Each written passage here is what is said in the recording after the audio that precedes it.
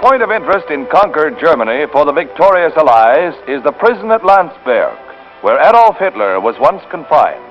The former paper hanger was jailed in 1923 in this cell for attempting to overthrow the government. Here he wrote Mein Kampf, planting the seed of Nazi persecution and terror. He returned in 1934 to the cell and signed the visitor's book. The convict was proud of his early days. Hitler's lofty mountain retreat at Berchtesgaden was wrecked by Allied bombs before our ground troops moved in. These are Signal Corps and Air Force pictures. Officers set German laborers to work cleaning up the wreckage. The Great Hall, where he held many war conferences, is a shambles. Hitler's citadel stands as a symbol of defeat. Prize thief among the high Nazis was Hermann Goering, who looted museums and private collections in all parts of Europe. Much was hidden in caves, and advancing troops captured fully laden freight cars, ready to move much of the collection to safer places for Hermann.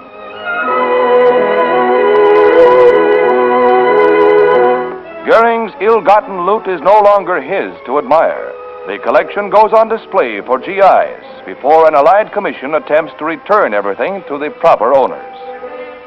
The castle of Neuschwanstein, overlooking Fussen, housed a great part of the art treasures stolen by the Nazis. Taken from royal families, the Rothschilds, and private French collectors, many of the 23,000 pieces were never unpacked. Not content with robbing people of their freedom and their lives, the Nazis tried to make off with their symbols of culture.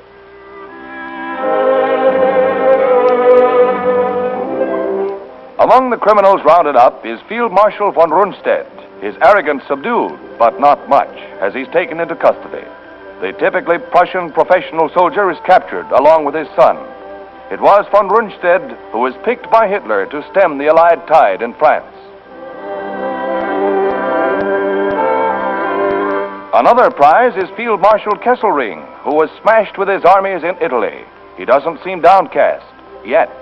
He'll stand trial, and that goes for Goering, too. The number 2 Nazi has the blood of thousands on his hands, and for that he will have to answer. He wears few of his prized medals, as he's taken to headquarters for preliminary questioning by 7th Army officers and to surrender his arms.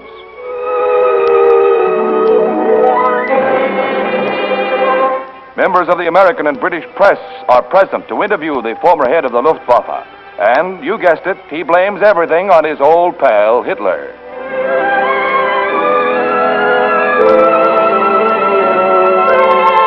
If Hermann looks worried, maybe he's remembering that he originated concentration camps and was in charge of Hitler's bloody purges, to mention but 2 of his crimes. He said, "The Allies understand me. We do, Herr Goering. For the butcher you are. You're a criminal at bay."